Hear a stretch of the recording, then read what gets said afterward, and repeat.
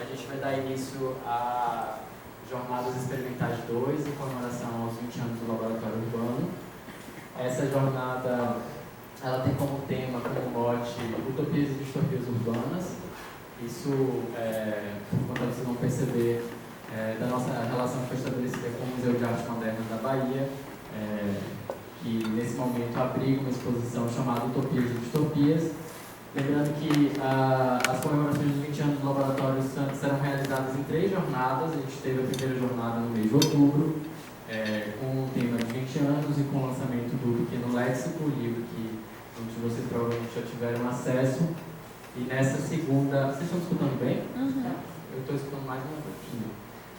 E nessa segunda jornada a gente então estabeleceu essa relação. Originalmente essa atividade já aconteceria no MAN, mas por questões técnicas e de imprevistos elétricos, a gente teve que realizar aqui na faculdade, mas a gente está muito feliz. Eu queria agradecer à Faculdade de Arquitetura, ao Museu de Arte Moderna, ao Programa de Pós-Graduação em Arquitetura e Urbanismo, à Pró-Reitoria de Extensão da UFBA, aos convidados que aceitaram falar no dia de hoje. Nós teremos a presença de Ana Fernandes, Adriana Caula, Ariadne Moraes, Daniel Rangel, Rafael Luiz Silva, Margarete da Silva Pereira e Francisco de Assis Costa, alguns presenciais e outros remotos. Eu já agradeço imensamente. Para iniciar então, já para fazer essa relação com o Museu de Arte Moderna e com a exposição Utopias e Distopias, a gente vai chamar Daniel Rangel para compromisso. E teremos como debatedora a professora Paula Berenstein-Jacques, ao fim. Daniel Rangel é curador do MAN, do Museu de Arte Moderna e Agente Cultural, é mestre em Artes Visuais pela Escola de Comunicação e Artes da Universidade de São Paulo, membro individual do IBA, International Biennial Association, e pesquisador do Fórum Permanente ligado ao IEA-USP. Atualmente é curador-chefe do Museu de Arte Moderna da Bahia, curador do Prêmio Museu é Mundo e sócio da N+1 Arte e Cultura. Foi diretor artístico do Instituto de Cultura Contemporânea, ICCO de São Paulo, entre 2011 e 2016, diretor-geral da Diretoria de Museus do Instituto de Patrimônio Artístico e Cultural da Bahia, DIMUS e PAC, entre 2008 e 2011, e assessor de direção do Museu de Arte Moderna da Bahia, entre 2007 e 2008. Desde 2005 vem realizando curadorias artísticas de exposições, festivais e mostras de artes em diferentes linguagens. Dentre os principais projetos realizados destacam-se curadorias das mostras O Museu de Dona Lina, realizado em 2021 e 2022, Transletras, realizado em 2021, My Name is Ival Granto, realizado em 2019, Rever Augusto de Campos, 2016, Handmade in Brasil, 2017, e de projetos curatoriais para a 8ª Bienal de Curitiba, Brasil, de 2015, e a 16ª Bienal de Cerveira, Portugal, em 2013, e 2ª Trienal de Luanda, Angola, em 2010. Recebeu o prêmio APCA de 2015 de melhor exposição de artes gráficas com a mostra Palavra em Movimento, de Arnaldo Antunes. Autor do livro Afonso Toches, Entre a Cidade e a Natureza, da editora Cobogó, publicado em 2019, e organizador das publicações Handmade in Brasil, A Ressonância Morfina do Champiana, da N+1 Fiesp, publicado em 2018, Luz Escrita, Poemas Escritos com Luz, N+1 de 2017, e Clarkson em Revista, da COSAC Naif CCO, de 2012. A gente agradece e já saúda a vida de Daniel Rangel.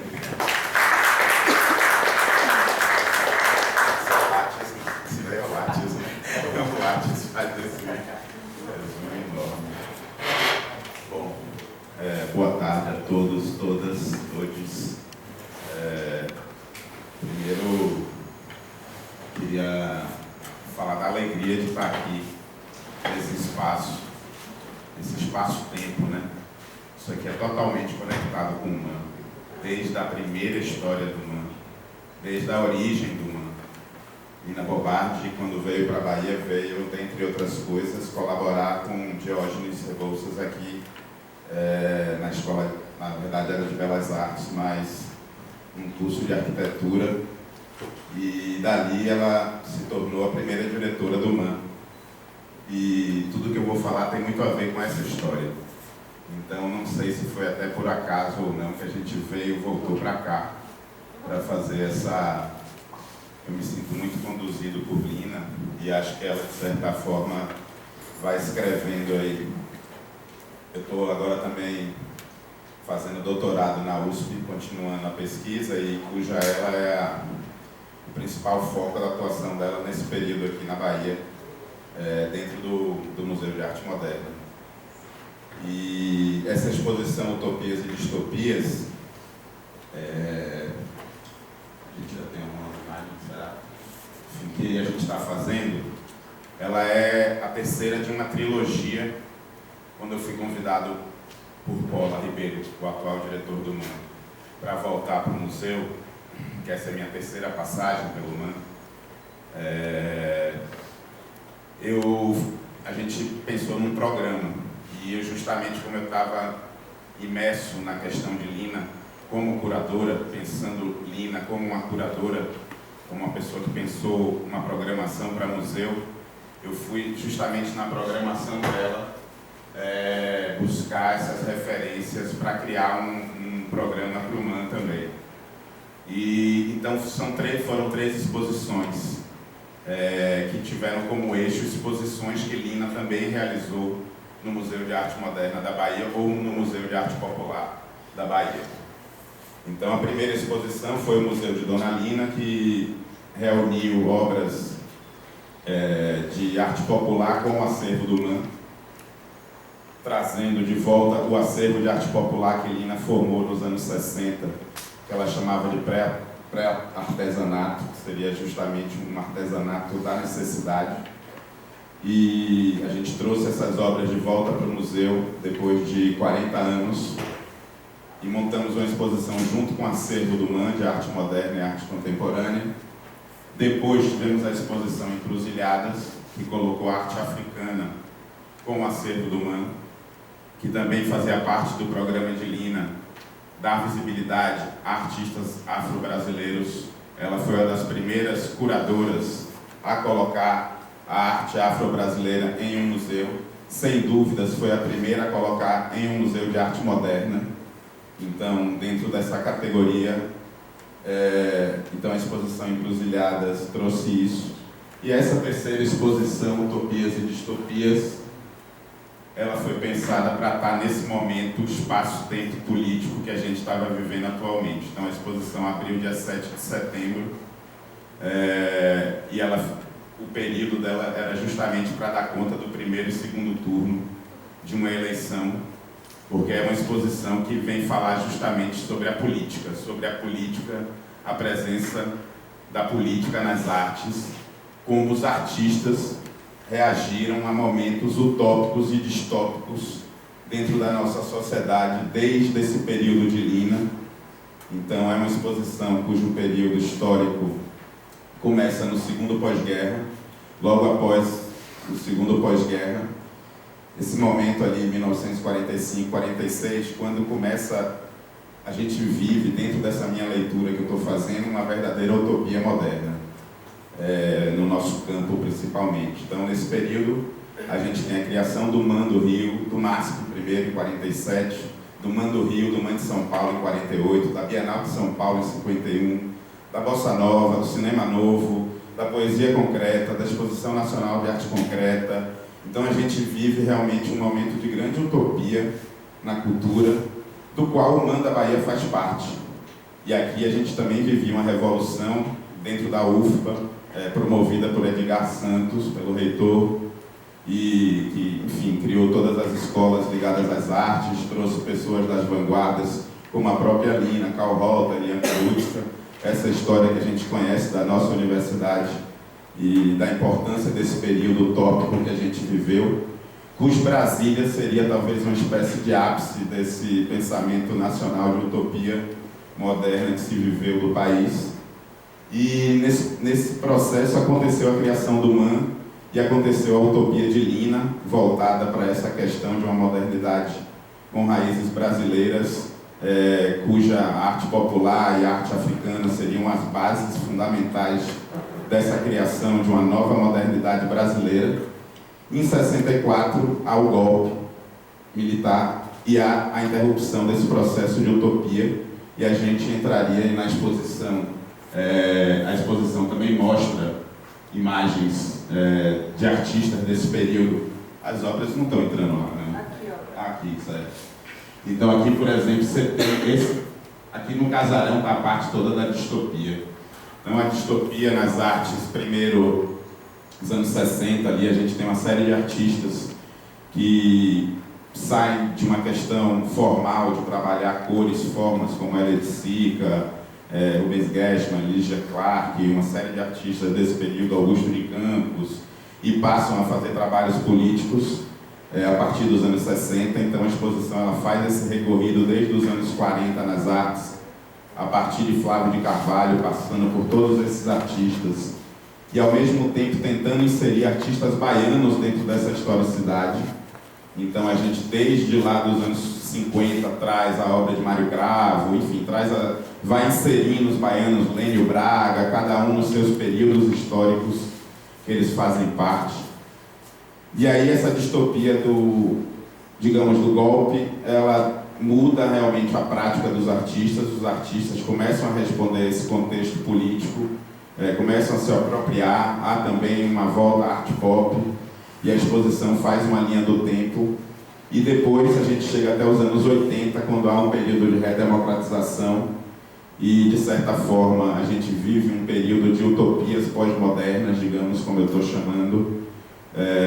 Esse período onde alguns artistas voltam para as cores, voltam para as formas, como Carlito Carvalhosa, Leda Catunda, uma série de artistas da geração 80, 90, que voltam de certa forma a não abordar questões políticas e de novo a entrar em questões artísticas como prioridade. E aqui no Brasil a gente vive uma utopia tardia, né? Ou seja, a eleição de Lula, tudo isso em 2003, chega um pouco depois. Esse nosso momento de grande utopia pós-moderna que a gente vive aqui. E assim como a distopia. Então, historicamente, eu localizo a volta da distopia a partir da queda das Torres Gêmeas, a nível internacional, digamos assim, quando o radicalismo estoura. E, de certa forma, os artistas também começam a responder a essa questão radical a partir desse período. Mas aqui no Brasil também há a distopia aqui, na verdade, é com um golpe de Dilma. Então aqui a gente entra nesse processo distópico e a produção artística também vem a responder a partir de 2016, voltando novamente a tratar de questões políticas. Essas obras, por exemplo, são dos anos 60, desse período. Marcelo Brodsky, enfim, Cláudio Tosi, Antônio Manuel, Antônio Dias, Montadas, Anabela Geiger, uma série de artistas, Augusto de Campos, Elliot Sica, Cildo Meirelles, aí um baiano, Lênio Braga. Então essa tentativa de criar essa linha do tempo, mostrando como os artistas foram respondendo a esses momentos no qual a sociedade se encontrava ou em processos de utopia, sobretudo da questão sociopolítica, como ela se encontra, e como os artistas responderam a isso nesse momento. E a arte atual ela vem passando por um processo, acho que principalmente depois da questão de Dilma, ela se acentuou muito assim, a arte, mais uma vez, fazendo o seu papel, né? Seu papel de estar sempre ativa, reativa, atenta aos movimentos, tentando avisar de uma forma poética as coisas que estão acontecendo. Então também não é uma exposição panfletária. Eu fiz questão de não trazer obras que fossem panfletárias no sentido literal dessa questão política, mas de como a gente abordar o que é utópico, o que é distópico a partir de uma questão poética, a partir de uma leitura de uma história que tem a ver muito com o olhar de Lina, e aí eu resgato Lina. E aí nesse processo houve o resultado do primeiro turno das eleições, que foi muito bom, que animou muito, tanto, enfim, a nível nacional, como no meu caso a nível local. A gente meio que se empolgou com esse processo. Esse mesmo é um trabalho de um artista que criou uma igreja para um mundo distópico baseado em cultura de videogame, em cultura e aí dos generais e tudo isso. Ele vem questionar todo esse fundamentalismo que hoje em dia acontece. Então é um trabalho bem atual, Stefan Toshinoff, sempre artistas brasileiros.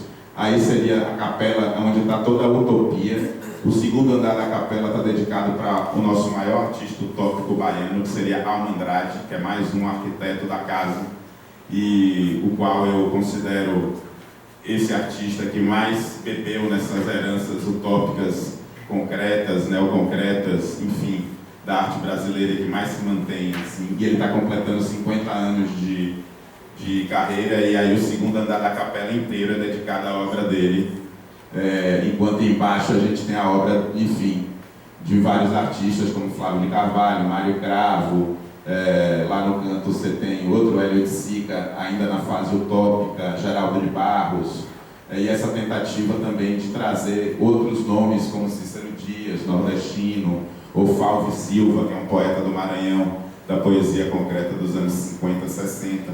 Então, o MAN tem essa missão, né? Eu acho que ele tem que se recolocar também, que é uma missão que Lina trouxe para ele desde o período que ele foi inventado, de ser uma voz dentro do Brasil, mas uma voz que entende de onde está sendo falado isso, entende o seu local de fala. E a gente tem que estar, sim, linkado à história da arte brasileira, mas temos também como missão inserir os nossos dentro dessa história. Então essa exposição também teve esse objetivo, como as outras duas também, mostrando a nossa identidade com a raiz popular e com a raiz africana, e são 3 exposições que estavam no programa de Lina. Essa exposição política, ela fez logo quando teve o golpe de 64, ela ainda conseguiu montar uma exposição, e que a exposição acabou sendo desmontada rapidamente, e tanques foram colocados na frente do TCA, onde funcionava o MAN ainda na época. Uma série de tanques de guerra foram colocados em resposta à exposição, e aí tem as fotos da exposição lá no fundo e os tanques em primeiro plano, e o público não pôde ver. Então, assim como as exposições de artistas africanos que ela tinha também planejado para o Solar do Inhão, também não aconteceu. E aí você pode botar as outras? E aí que eu estava falando, o primeiro turno animou, e a gente resolveu já entrar na utopia. Achar que agora a gente vai entrar na utopia de novo, que esse pêndulo entre utopia e distopia que a gente viveu ao longo dos anos vai de novo pendular para um novo momento utópico. E aí, nesse sentido, a gente resolveu trazer de volta, de forma permanente, a coleção de arte popular para o Museu de Arte Moderna da Bahia, realizando assim um sonho de Lina de abrir nesse espaço, um espaço onde a arte popular é considerada também arte moderna, também uma arte produzida com a mesma, enfim, rigor estético, técnico e até às vezes com mais capricho do que as outras. E esse espaço foi aberto de uma forma foi resolvido de última hora. A gente fez uma montagem inspirada em Lina, só usei bases que tinham no museu, assim, tudo que tinha lá, não foi construído nada para exposição. Todas essas prateleiras, tudo isso era um material que já tinham no museu. E essas eram as obras que Lina trouxe para o museu no final dos anos 50, em 63, na verdade, para inaugurar o Solar do Inhão. A inauguração do Solar do Inhão foi em 1963, com uma exposição chamada Nordeste, de arte popular, com essas obras que aí estão. E essas obras estavam há mais, elas foram retiradas do MAN nos anos 70 pelos militares, e desde então estavam fora. A gente achou que o momento era propício para fazer essa, digamos, reparação histórica mesmo, com relação a esse acervo. Então é isso. Agora, enfim, esperamos que as utopias realmente possam ressoar nesse país, enfim, que a gente tenha passado desse momento de trevas e que, enfim, vamos nessa, estamos juntos, e o MAN está aqui, está de portas abertas, querendo, enfim, a UFBA, a gente assinou um termo de cooperação técnica com a UFBA, grande, logo no começo da gestão, entendendo o papel do MAN como esse espaço de extensão, como um espaço onde a universidade tem que agir, ainda mais que nós sabemos dos dois lados das dificuldades do poder público, então um vai conseguindo fazer o que o outro não faz. Teremos uma exposição em parceria para acontecer em dezembro sobre Fordlândia, que vai também ocorrer lá no espaço do museu, e uma série de atividades. Então a gente realmente acha que esse momento é isso, estamos juntos, e quando a gente dá a mão a gente ficou mais forte, e a gente está forte para poder vir enfrentar esse novo momento. Agradeço realmente de novo, muito obrigado.